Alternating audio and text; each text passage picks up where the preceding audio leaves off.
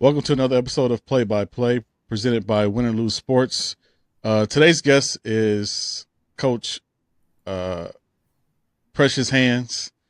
A lot of people in the city know her from basketball, from just being around sports. Period. Like I see her everywhere. Anytime I'm at a game, anywhere, she's there. So I wanted to get her on just to talk about. Well, I wanted to get you on, Precious, just to talk about your experience as the new coach at Springfield, and what was so. I wanted to get you at the beginning of the season, and I'm thankful I got you at the end of the season, just because we have a little more to talk about. So, kind of introduce yourself, where have you played basketball, and any kind of coaching experience you had previous to this job. Well, of course, everybody know my name, Precious Hands. I've been coaching for about 13 years, but prior to my coaching experience, I played high school ball at Scott High School. After Scott, I went to Cincinnati State. I played the year there. I took probably like 2 years off. Then I was the first signee at Lourdes University. Well, it's called Lourdes University now. First woman signee there. At that time, I played a year there. Took some time off there. Then that's when I started my coaching career, which was like around 2000, I want to say like 13. Mm-hmm. And after I started my coaching career, I actually, within probably about, I want to say about 3 years after that, I started playing for Toledo Threat, which is a semi-pro team that we had here that was started by Sandra Brown. She just got some of us local area women that still actually played the game, that actually girls that play overseas, girls that actually got a chance to try out for the WNBA combine, former D1 players. We all got together and we formed this team and we played in the semi-pro team. It was like a women's league. And we went to like Atlanta. We went to St. Louis. We went to Michigan. We played here in the area. So it was fun to keep actually playing. And I did that for 2 years. And then after I got done with that, I just continued my coaching career. So I started off at Bowser as the JV coach there. And then I coached there for 2 years. I left there, went to Scott for 4 years under Coach Mm-hmm. Dorn. And with Coach Don Kuzno, we stayed there for 4. After we got done there, I actually became the head coach at Jones Leadership Academy. I started the girls program over there. I did 2 years there. Then I left there. I took some little bit of time off, just being a mom, because I am a mom to a 14-year-old. And doing that, came back to the game, started coaching at Bowser again under Coach Dorn. With Coach Dorn assisting him, I coached 2 years there. And then when I left Bowser, I took a little bit of time off again, went to truck driving school a little bit, trying to try something different. And then now I'm back and I'm at Springfield and I'm the JV head coach there and assistant varsity there. So let's talk about the Springfield season. How did the season go? Um, what were your expectations of the season previous to coming in as coach?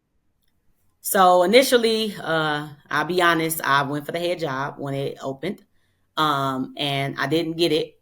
So I was kind of like weighing my options, and I'm like, I really wanted to be at Springfield. I don't know why. My heart just wanted to be there for some reason because I had some other opportunities that was presented, Mm-hmm. and I just really wanted to be there. So Coach Doran reached out to me, asked me like, "Hey, P, you think about like helping James Pierce?" So I'm like, "Oh, he used to coach at Otsego, he coached at Maumee." So he like, I think you would be a good asset, go over there and help him. He like, I know you really want to be at Springfield. So I think my expectations going into the season was more so of just trying to just really like learn something new. Right. I had been coaching for TPS. I had never coached outside the district. And so now I was in another district. I was actually getting used to different girls, different style of play. Of course, Right. the parental support is different out Yep. there than TPS. So I think my expectations is just more so just going in, just doing what I do to the best of my ability, and then assisted James, the best way I can. The season, actually, we got hit with a lot of bumps. I say we probably got hit with probably about 4 injuries straight up Wow. top. I had expectation of having the freshman team, but we end up having to take the freshmen and put them on a JV team. And so I had a few girls that I seen some potential of growing, and I'm real like, I really like to see girls progress. Mm-hmm. So I'm like, we gonna put the work in, and we, I promise you, if y'all trust the process, we gonna get better. And I seen the girls getting better. We had won actually our first game on my birthday, December 21st last year. And then we got hit with the news that we had to cancel our JV season because all my girls had to move up to varsity. So numbers was low.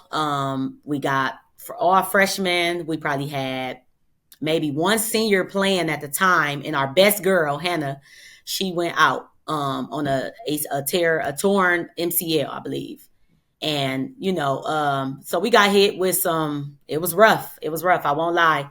But, with me coaching, I've been on the losing side and the winning Mm-hmm. side. Right. Not too much as a player, but as a coach, I have. And I feel like a lot of that you learn. It's a lot of adversity. It's change. And I think my biggest thing was, along with the other coaches, Coach Rachel and Coach Pierce, we were just trying to build the girls up, keep a positive environment, keep the girls engaged, active, and want them to be able to come back next year. So that was really what we were trying to do, just the rest of the season, Right. just keep building them up and helping them get better. So talk about the difference though. Like you coached at Scott, you coached at Bowser. Those are more of Scott is more inner city. So you don't get the same kind of parent support for the student in some areas. So talk about the difference though with the students and with the parents at Springfield compared to Scott. Not that we saying that Scott is a bad seed or we have bad parents or bad students in those areas, but there is a difference. Right. Yeah, it is. Of course, I'm a product of Scott, so I can't really sit here. Yeah, I can't sit here and ever bash my school. Like I just can't do that. The only difference I will say is I didn't have to do a lot for the girls at Springfield. When I coached in TPS, we did a lot. You was more than just a coach. You were a parent sometimes, you were a counselor sometimes, you were a coach, then you was a mental health counselor. You was a friend, you was everything. You was literally everything. Like you go into the mindset is you want to coach basketball, but I think if you want to coach basketball, coaching the TPS is that's not where you should be if you just want to coach basketball. I will say at Springfield, I got a chance to really just coach basketball. You didn't really have to worry about if parents was going to show up to the meetings or if there's going to show up to the game. The varsity didn't win a game, and the parents was there every single solitary game. You come to the games, you see the stands, and I had to tell the girls, I'm like, they still showing up to watch y'all play. I'm like, if y'all don't owe nothing to yourself, owe it to the people that's coming to watch y'all. So that's really what I will say is that we lack the community and the parental support in the inner city versus the schools outside of Toledo Public School District. That's my opinion. So I can attest to what you're saying about the difference in the community. My son went to Emmanuel Christian to play basketball, and my daughter played at Whitmer. And no matter what was going on with the team losing or how terrible the season was, we were in the crowd. The gyms were packed no matter what happened, win or lose. So that's the difference between when I went to Scott and I graduated in '96, so that was like 40 years ago. But but still, like we had empty seats if we were winning or losing. Like, and it might be because both of my parents had to work. That's the difference. Parents had to work one shift, night shift, and one parent had to work the day shift, so they both couldn't be there. So that's the difference in some areas when it comes to parental support. Not that they don't want to, sometimes they can't. Yeah, I believe that too. I do believe that. We did have like a relationship with all our kids' parents, though. I will say that they, it's almost like they trusted us so much to where they was like, it's okay. They're in the coach's hands. They'll be good. Like when I was a kid, I was raised by the village. I won't lie. My mom didn't drive. My dad wasn't around a lot. So my coaches was my people. Like them was the people, they took me home. They picked me up. I played AAU because of my coaches. Yeah. We wasn't able to afford everything, and they were always step in. They wanted me, and they like, we'll it don't matter. We got her. We'll take care of her. So I understood it. I think that's why I step in, and I don't complain about it, because I Right. was that kid that was raised by Yeah. the village. And I just love basketball so much. And I'm glad that I had people like Coach Doran and Coach Didi and Coach Terry, and to step in, Coach Neusmeyer to step in, Coach Blanchard, all my coaches throughout school, to be there to support me, to take me home, to pick me up. I never missed nothing. Practice, workout, training, a camp, a clinic, nothing. I never missed. If I was calling, they were picking me up. So Right. that's why I am that for my kids, regardless if I'm at Springfield or if I'm at TPS. So I had that too growing up. Talk about going back to the early days of Cornell Talley, who grew up with Oh, my yeah, Coach parents. Tally. So Yeah. yeah, he grew up with my parents. So when he saw that there was we moved from the King District on Palmwood to Waverly, which I was going to end up going to Nathan Hale. So he was like, Okay. no. He said, I'm gonna pick your boys up for school not for practice, for school every He want day. you to go to Nathan Hill. I went to Nathan Hill. Exactly. Oh, did you? Yeah, Yep. He said I I went to want these Nathan Hill. boys at King. So me and my brother, we stayed at King because he came and got us for school every day.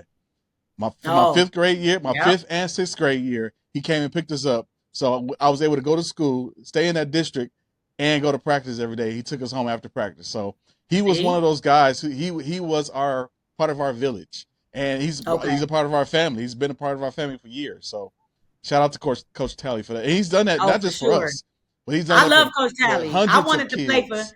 I know. I wanted to play for Coach Tally, his brother, the girls. I wanted to play Oh for them so yeah, yep, bad. yep. Man, I wanted to play for them so bad, but I went to Nathan Hale. So I went to Stewart, then I went to Nathan Hale, and I wasn't able to play for them. Yeah, them he kept us on track. Like he Yeah. he gave me the confidence that I needed to be able to play basketball because I was a And I shy think kid, he but I think he did he that was for like, so many yes, he kids. Like, did, he man, did. like I remember watching them. We used to go out to the Steve Mix, and we used to go out there, and King boys would be out there, and the girls. And I used to love how they just ran their entire program. It was just like, still to this day, I've never really seen anything like that. The King I don't think Cougars, you like, I don't they think you had ever new will. jerseys every year. They was Every year, crispy listen, every year. my first year at playing basketball, my fifth grade year at King, and he told us, okay, we're gonna sell some M&Ms. We're gonna do what we got to do to get these jerseys. We're gonna get customized jerseys. We was like, what? We get our names on the back of our jerseys? He was like, yep, Yes. whatever you want. Yeah. So the first year we just got our last name. The second year he was like, you can get whatever you want on your jersey. So I was like, I want Eric Coleman. So so we all had our customized nicknames and stuff. It was cool though. He made us feel like we were important, and that's what gave us confidence throughout the years playing basketball. Like Yeah. he gave certain people like you get the green light. That means you can shoot from anywhere on the floor. He gave Yeah. me that green Yeah. light. So That's ever how, since then, yeah, that, I've yeah. been pulling up from wherever I wanted to on the floor. Man, dang, I ain't seen Coach Tally in so long too. It was actually a joy watching his granddaughter play at Central. I was like, man, if she Yeah, got any type of, and then man. her mom played, Yeah, and Misty. Yep. yeah, Misty, yeah, she was tough. So I'm like, man, I knew they was gonna be good. I'm like, oh, them Coach Tally, that's Coach Tally Yeah. granddaughter. I'm like, Oh yeah. yeah, Yeah. Yeah. No doubt. Coach so Tally. uh, So so going from we talked about a little bit of high school experience, us growing up in basketball. Shout out to Coach Dorn, who actually coached my kid's mother at Woodward when he was there oh, for a okay. little bit. Yeah, so that's when Misty was at Woodward. Oh So it yeah, was, yeah, yep, yep. So talk about these different coaches who have uh, like made big impacts in our lives. Like Coach Ben Williams. I went to Scott. Coach Ben Williams. Coach Crumby. Coach Huckabee. Coach Big Earl. And yeah. Coach now Coach at Rogers. Coach Martin. Like these people have touched so many different lives in a positive way. like not Yes. just in basketball, but in life, period. Like, and that's an important role for a student to have that type of person. And I believe that's the type of person that you are, not just coaching, because you come from that background. Like, I had so many people in my life that touched me as far as coaching, that I become a mentor outside of basketball. Right. Like it was, and that's why I say like all the way from my first basketball team was Coach Smith at Stewart. I played for the all Mm-hmm. boys team. And Coach Smith gave me a chance. I was, I'm so grateful for him because I remember telling my mom, like, I want to play basketball. And like I was at Stewart and they only had a boys team. And then my cousin played for the team, but they had tryouts. And I knew that girls could try out because Markeisha Huggins and Tasha Brock, they played for Stewart. Mm-hmm. And I'm like, I can play too. Like they were older than me. They was like in the 6th grade at the time. And I'm like, I'm gonna try out next year. So I came out, and I promise you, when I say I worked so hard, I was in the 4th grade. I was the smallest on the team. Of course, I was the only girl, and I worked so hard. And he used to be funny because he would like point me out versus the boys, and it used to be funny. But he gave me a chance. I made the team. I was small. I was young, and I remember I was at the Steve Mix. I remember this like it was yesterday, and I got fouled. And like my jersey was always bigger than me. And it's funny because if you go Mm-hmm. in Stewart and you look in the book in the little museum they got, I'm in that book with that team, and my shirt Wow. literally drowns my entire body. I was at the free throw line. My mama was in the stands at the Steve Mix, and I shot the free throw and I airballed it. I was so sad. And Coach Smith was like, "It's okay, Precious. It's okay." And he just let me play, and he like helped me with my confidence and build me up, and he gave me the confidence that I needed. I'm like, if I can make a boys team, I can Yeah. make any team ever. If I could play with boys, because that's all I did, I could play with anybody. So then I got to the 5th grade, and I met Coach Terry Sandrich. He started the team. He had the team at Nathan Hill. So I played a little bit of 4th grade year at Old Orchard with Coach Pope. Mm. Coach Pope passed away, but he was my first girls team I ever played for. Wow. And I don't know, Coach. I love Coach Pope, but I feel like he put me behind the rest of the girls, so I was just kind of like always salty because I'm like, dang, I know I'm good, but I guess I got to make my name on this team. But I ended up playing for Nathan Hill with Coach Terry, and I was the best player. Me and Dana and Maisha Blackshear, Shanice Sample, Kenyatta Davis, we all Wow. played. Yep, and 5th and 6th grade year, it was our team, and we ran through the entire. That's when back then you played the city, Yeah. so we ran through the whole entire city. Could nobody mess with us. And Coach Terry, he followed us all the way up to freshman year at Scott. Like he was the assistant coach at Scott because he wanted to be with us so bad. So 7th and 8th grade year, we was with Ms. Neusmeyer and Coach Blanchard, and that was my first women coaches. And I will say that was a transition. There was a change. But Miss Neusmeyer, she didn't accept nothing. Her famous saying was class and character at all times. I would never, Mm. never, ever forget that. And we carried ourselves with class and character. It didn't matter what school we went into. If it was Leverett, if it was East Toledo, it don't matter. If the girls wanted to fight us or mad, because we were good. She will always remind us, we carry ourselves with what? And we all say class and character at all times. So Ms. Neusmeyer, man, she didn't coach some of the best girls in the city of Toledo. I'm pretty sure, like, you probably heard about her, but Susan Yeah. Neusmeyer, she was at Yep. Robinson. And so I got to Scott, and Coach Terry was my coach again. In my freshman year, we won the city.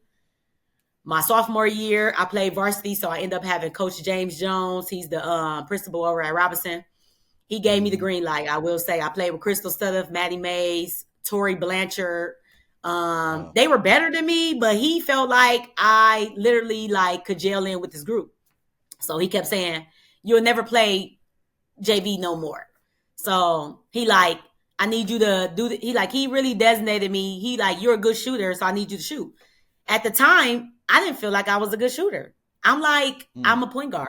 And I got Maddie Mays and Crystal Sutter and Tori and Right. Right. Camila. And like, what? He like, no, you need to shoot the ball. So I think in high school, my freshman year, I knew I was good. Like we made our mark anyway. my sophomore year, I think Coach Jones helped me build my confidence as far as like to be able to do whatever it is that I wanted to do. And Mm-hmm. then he was my coach my sophomore and my junior year. And then my senior year, when I got Coach Dorn, and I mean, I love Coach Dorn so much. He is like really like a father figure to me. And he came in, it's funny because he shared the story with everybody, and I got to share it too. He told, he came in and he watched us. He knew we was a good group. He just watched us. He didn't say nothing to us. Then Coach Didi and them like introduced him to us. And no lie, out of everybody, of course, Precious, the vocal one, I says, I want the old coach back. Like, literally said this. So instead of him taking it personal, he literally took it and said, he told Coach Didi, he said, Precious is going to be my captain. He said, because if she could say that Wow. to me, she could Yeah. say it to them. She'll say anything to them. So from that day forward, when I say me and Wow. Coach Dorn has literally been locked in, I've been out of high school for 18 years. Actually 19, going on my 19th year. Next year, it'll be 20 years I've been out of high school. We've been Right. so locked in to where, I mean, anything I do, I call this man. I'm talking about I call him. Hey, coach, what you think about this? Anything with coaching, life. I mean, even with my career, working in mental health, working for tackle, anything. It's just like I confide in him so much because he trusted me. And it's like, I just want to give that back to him. Like, I want to give those flowers back to him. I want to let him know that I appreciate like everything that you did for me just in that short amount of time. And it never stopped. Like he's the only, and I will say this, and no shout to none of my coaches. Coach Diddy's still coaching at Rogers with the boys with Coach Martin. But Coach Dorn is like the Mm-hmm. only coach that I got Yep. literally right now from my senior year that is still in my life actively. Actively. He Wow. actually told me once I get done with Duchess and she get done, he like, we gonna coach again together and you're gonna run it. Like, and I'm gonna be your assistant. Like, Wow. so he, so just That's so that's why that's I'm the like, confidence that he has in you. But that's from the yes. years of working and the confidence that he has in you because he's seen the growth in you. That's amazing though. And he did. He seen it before I seen it. And, and I mean, he held me to a high standard and my expectations with him was always high. Even now, as a young lady, young woman now, like just he still hold me to that standard. And he hold me accountable too. When I first started coaching and I would make mistakes, he was still like, in life, he would still pull me to the Mm-hmm. side and say, I'm talking to you as your dad. Like, you need to get it together or you need to check this or you need to, but he trusted me so much. So it's like, it's a change, coaching with somebody different, but because he made so much of an impact in my life, it's just, but I be open to challenges and I'm open to change, and he helped me. He never, when I call him, even when I get frustrated, I call him. And he tell me, excuse me, he tell me all the time, P, just trust the process and keep coaching your butt off. Like keep doing what you know to do best. So he just, he inspired me. So a lot, a whole lot. So that's my lasting So impact, as coaches. so with that, like, do you see yourself? And I don't want to exclude Springfield.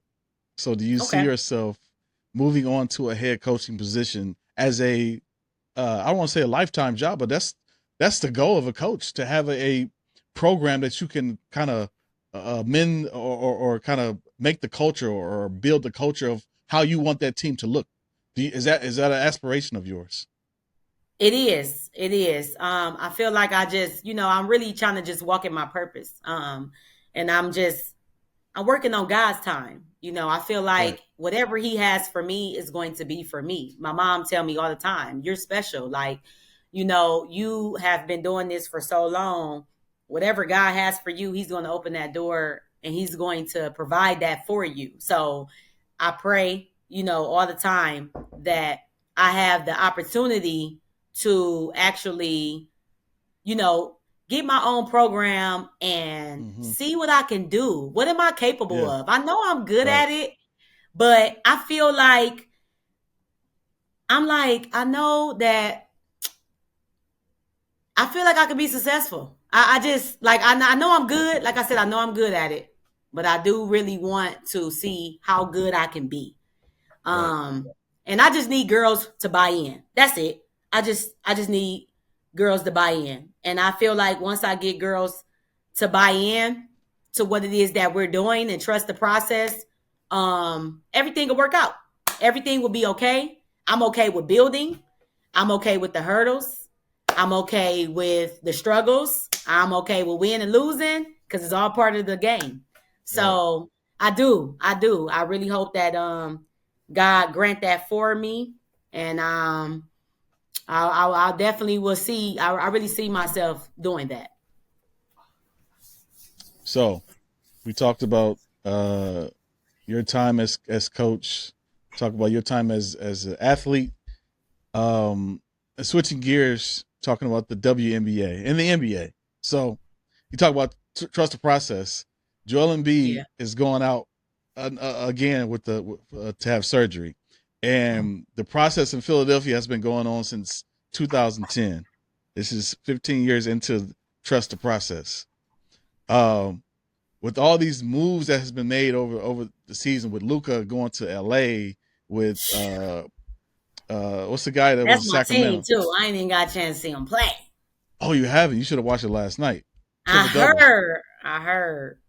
Now, what do you see Philadelphia doing with Joel Embiid? Like, he's been having these injuries since he got to the league, since he's been the man of the team. Like, as a GM, as a head coach, what am I supposed to do with this guy? Because he has $50 million a year contract.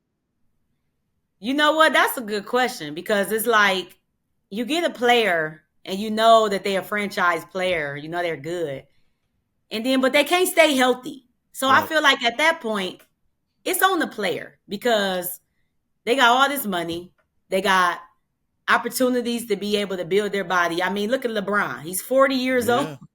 Yeah. I mean, how many injuries do we know that LeBron has? I feel like the more you take care of your body, that's the longevity of your career. And I feel like at some point, he got to be held accountable for the part that he playing in this. And I think eventually, Philly probably going to end up getting rid of him. That's what I think, in my opinion, because dude can't stay healthy. Like, we can't even get a chance to even contend because you can't even stay healthy. Right. Like, and then at the end of last season, he decided to go play for Team USA. See? Over the summer. Right there, I would, as Daryl Morey, the GM of Philadelphia, I would have set him aside and say, hey, we need to have a conversation.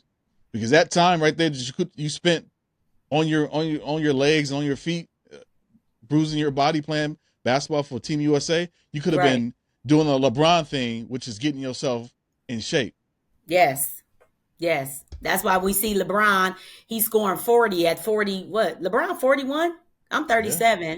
So LeBron like 40, 41? 40, somewhere around there. I'm 47. He's like 6 years younger than me. So, yeah, he'd be 41 this year. And you see this dude perform to the highest level. I mean, not even, I'm a Kobe Bryant person. Like, you see LeBron, you just like, is this dude a machine or what's happening? But then when you watch the videos, and then like they asked him a question, because I watched I think it's called Starting Five or something on Netflix. Yep. And they was asking them, like, is it true you put $1 million into your body every year? Like, and I think he didn't really answer it, but he was just laughed at the question. Yeah, he did. He was like, kind of like, it was like basically like, what do you think? Right. I'm in the gym. I got a trainer. I work out. I eat good. I mean, of course we know he great, but it's just like he got to be doing something extra to be able to play at that, to play there at that high level. Yes. Not just play, because Michael Jordan played at 40. But there's a difference in look, as you see, I'm a huge Jordan fan. I see you a Jordan fan, yeah. But Jordan at being the GOAT, LeBron is still the greatest athlete to ever touch a basketball. And that's because he put the work in. I used to struggle with that, because like I said, I'm a Kobe Bryant person. I got Kobe on my wall over here, and I love Kobe so much. And I struggle with it so bad. But I now I just have to say that LeBron really probably is the greatest player that we ever seen. Like the stuff is crazy. I think it's just Yeah, I just be looking like, oh my God, like, are you serious? Like this is really still happening? And this man is 40? Like you it's the oldest person in the league. Like, bro, it's you still amazing to see because at 40, at 47, I still go out there in my backyard and try to shoot, right? And I sometimes just shooting around, I have to come in and take a break because my knees hurt so bad. and So I at think his do too. I think his be they hurting too do, because at they do. 37, no lie, I can still play. Like I feel like I play different now, Oh and yeah, I'm older. But I do be sore. I ain't gonna lie. I be sore. Like I be having to get a massage. I be having to go take yeah. a hot bath. Like. But the difference is So he has millions of dollars to put into his yes, healing process. So, yes. and that's the investment that other players aren't doing. That's the I think investment that Joel Embiid needs to do that he's not doing. That's the investment that Kawhi, Paul George, all these players who are great players who can't stay on the floor. That's what they need to do. that's Because yeah, LeBron leading by example, nobody else is taking that lead, that the that lead, leadership that yeah. he's giving. Yeah, Yep, and I believe that. I think that's what it is too. Because I honestly, if I was in the league, I would be looking at this dude like a mentor. Like it ain't no way you still playing at 40 and you still playing like this. It ain't like you lazy. They not limiting your no, minutes. Like nah, I think last year they were trying to limit his minutes. He got yeah, mad about that. Yeah, yeah. He like said, yeah, don't hold me back. yeah, don't hold me back. Like let me play. Like Mm-hmm. why not? Y'all paying me all this money, and like so let me play. I can play. I still can play. So I think as a young player coming up, I would actually look. I hopefully Bronny take from this. You Yeah, know, um, I would look at my father. As Bronny, like man, whatever I'm sure he's seen his dad in the lab and worked out and all the stuff he had to mm-hmm. do. But I just hope that I pray that God blesses him to be able to have a long career like his father, and we be able to see how he progress and grow, but also how he take care of his body. And I think that's what really matters. I think LeBron rests when he need to rest. Yeah, I didn't expect him to not play in the All-Star game. I think that yeah. was That kind of was shocking. yeah, that was a That was disappointment. I think he did that because of the format and he didn't know what to expect of what was going to be done throughout that weekend. So, yeah. and that's one thing that I kind of that he kind of disappointed me with is his interaction with the league. Like he doesn't trust the NBA. After, Oh, even though they paid him so much money, he does certain things to say I don't trust y'all. And he has a right to do that because he's been in the league for 21, 22 years. 20. I was about to say like 20 something years. I know So 21. speaking of 20 something years, Diana Taurasi announced her retirement. Yes, I Who's seen that. considered the greatest woman basketball player of all time, and she's one of my favorites, of course. Her and Sue Bird. Um, WNBA has been moving like crazy with free agency this year, and I've never seen anything like this before. With Yeah. Natasha Howard going to Indiana, shout out to Natasha Mhm. Howard from Wait High School, um, and who else made? Brittany Griner going to Atlanta, and some other Oh, players. I didn't even see that. I missed that. Yeah, yeah, that was one of the first big moves. Yeah, Brittany Wow. Griner going to Atlanta. So that Wow, that I was missed that that. was a huge move right there. Wow. Yeah, I was looking at it and I seen it. I'm like, I was because Tasha been around to a couple teams, so Yeah, it seemed like she'd stay for like 2-3 years and then she'd be on to the next. But I'm really I'm glad that God is allowing her to keep playing after 10 years and yeah, still being able to play to a high level also. And then she's still getting picked up by teams. Because in the WNBA, that it's not promised. Like you can be right. released, you can not make a roster. I remember back in when I went to the draft when Zaya got drafted, and we was all sitting in that room. We was so nervous. We was sweating. We just like, oh my God, I know Zaya gonna get picked. And we knew like if you don't get picked the first round, it's a possibility. The second round, you don't even make a roster. Yeah, After they draft you. So it be so much stuff happening, there. And I'm so glad that Zaya got picked up, by Seattle. And mm-hmm. I'm just glad that she's still at it. I know she overseas now. Shout out to Zaya, that's my girl. I work her camps. We talk. I got to get out there and see her play. I actually talked to her when that happened. And I text her and she like, you got to stop texting me. You got to call me because I'm bad at text. But I am excited to see her play alongside Skylar Diggins. I I love am too. Skylar. I love Skylar is one of Yes, my favorites, like ever. yes, Like I she's one love of my Skylar. favorites too. My all-time favorite is Cynthia Cooper. Houston, they Oh, okay. dominated the league back Yeah. back then when the WNBA kind of first started. And Tina Thompson and Cheryl Swoops. It used to be funny because me and my friend used to go back and forth because she liked Cheryl Swoops, I like Cynthia Cooper. That's the reason why I wore 14. So, and then after that, I started liking Candace Parker. That was my favorite player. And then I went from there, and then I'm like, oh, I gotta support my girl, Zaya. Zaya in the lead now, so. And then I like Skylar. I was like, man, I just love their game. I seen her at Notre Dame. I ended up getting an autograph from her and taking the picture. And that's when I seen Asia Bishop when she played for Kentucky. So, you remember Asia Bishop from start? Yeah. Yep. Yep. I used to go to her games and they played Notre Dame. So I got a chance to meet Skylar at that time. So now I'm just excited to see like Zaya and Skylar like next to each other. And their game's so different, but I just want to see like how they gonna put them together. Like who gonna play the point, who gonna play the shooting guard. I think Skylar probably bigger than bigger than Zaya. But yeah, I'm excited to kind of see how that pan out. I'm excited to see what Skylar can kind of put into kind of like mentor Zaya, because Skylar's been in the league for a while. Yeah, and she has. that'll be. I think that's a great look for Zaya to learn and to expand her game. Like she's already a phenomenal player, but now people are going to be able to get to see her play in WNBA, which she should have had a chance in LA. You know what? When she went to LA, I was kind of disappointed. Not that I don't like the Sparks, because Sparks is probably one of my favorite teams in the WNBA, but because of the coaching staff at the time, I'm like, I don't know. Like they don't seem like they're a type of coaching staff that'll let a person like grow and learn in the league. They're looking to win now, even though there wasn't a good team. Yeah, I will agree with that. And Zaya wanted to be there, and I think it was more so of like we all was supporting it. I was like good with it because at the time I'm like that was my favorite WNBA team. So when she got drafted by them, when they was on the board, they came on the board. When they came on the board, the first as soon as they came on the board, and we hope that they picked. I think that was their first pick, and they picked Zaya.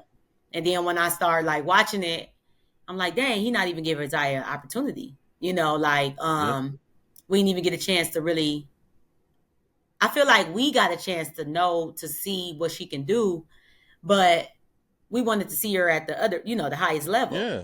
And I feel like they just wasn't giving her that opportunity to be able to showcase her talent, and what she can really do and bring to the league, because Zaya's special. She's a special athlete. And I believe that she's going to have a great career in the WNBA. She just need that team to give her that chance to be herself.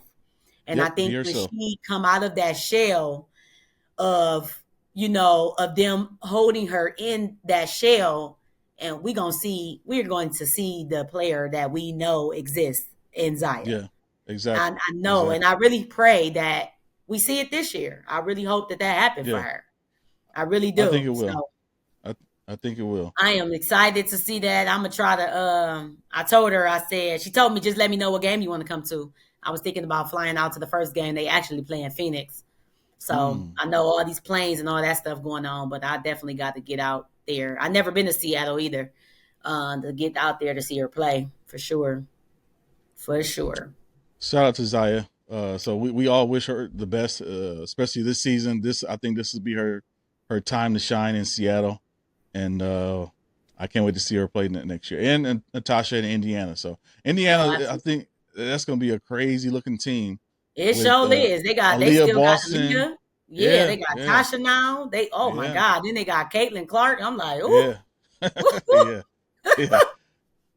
Yeah. So WNBA, they got some new TV contracts coming next year.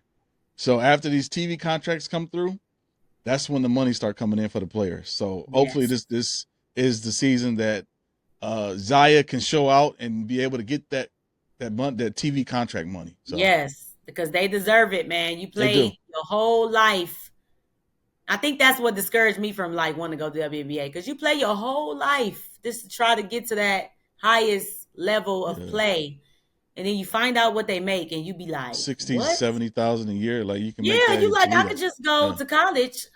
Yeah. Women got to go to college and get 4-year degree in order to go to the WNBA, and you like I could just go and then I could do this with my career. Right. Like, so they deserve that. Like They they do. deserve to get paid. Mm-hmm. And I feel like, of course, Angel Reese and Caitlin and Asia Wilson, they all kind of with the buzz with the WNBA kind of made the everybody start watching it. But I be Yeah. telling people all the time, like we've been watching the WNBA. Y'all is late. Exactly. Yeah. Like we've been watching Me WNBA. me being a first of all a sports fan, and I've had people in my family that's been women and men that's been in sports for years. And my daughter playing basketball. I've been watching WNBA since '96 when it first Yeah. came out.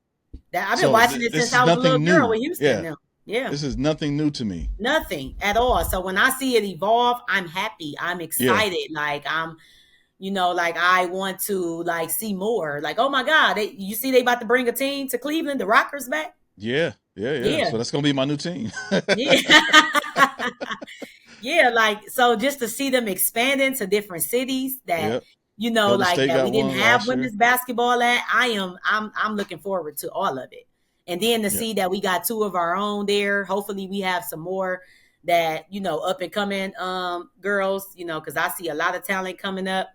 Um Hopefully we get to see some of these younger girls, in the Mm-hmm. WNBA, and to see it expand in the way that it is. I'm looking forward to it, the future and what it holds, and hopefully they get them big TV contracts so we can watch it on TV. Like I ain't got to go Right. sign up for a trial run to be able to watch WNBA. Like that's Right. crazy to Yeah. me. So what do you expect? What are your expectations going into the off season for you and the season coming up for next year at Springfield? So right now, my expectation is work. Like we need to work. When you're young like that and you need to build, you need to work. And in my eyes, working is putting them into the summer leagues and playing on the weekday and on the weekend. Mm-hmm. And then during the week, we in the gym. We in the gym, we working on all our fundamental stuff. We working on different, being that they all together, I feel like we can work on different defensive, offensive schemes.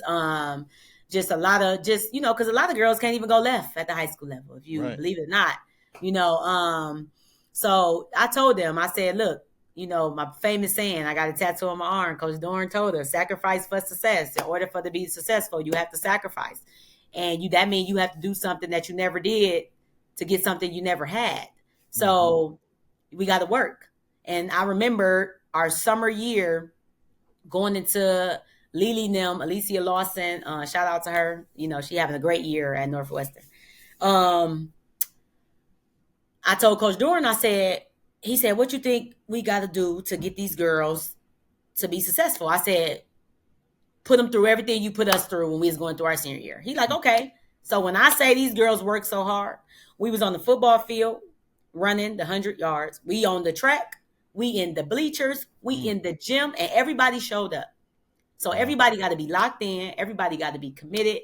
Everybody got to trust the process and know that it don't happen overnight, but if y'all put the work in, it will show in the season. So that's what I'm looking forward to. Just really working and building the girls up, making them believe that they can be confident in achieving whatever they want to achieve. Because we took some tough losses this year. And one thing about the girls, though, they didn't allow it to mess up their self-esteem. Right. But I do want them, and this coming from Coach Hands, I do want them to care more. Because when you care, like when you see them tears and you see them that anger, they care. Right. So they gonna be looking forward to just getting better every single day. And then if they lose, they gonna be mad. They gonna be upset. And then they gonna be looking, what time we get in the gym tomorrow? What time we should do this? We should be doing that. So that's my expectations just going into the summer for Springfield. It's just working, really working and building. I want to thank you for coming on this show. I know we've been going back and forth trying to make this happen, and I Yes. appreciate your time. I appreciate you as a person, as a coach, as a mentor Thank to you the so much. students, and as a former basketball player. So, Thank you so much. I thank appreciate you you for having coming on me. the show. For sure. For No problem. sure. Thank you so much for having me, Jesse. And I wish you the best on the podcast. Got to get some more people on here. Get Yeah, some yeah, buzz.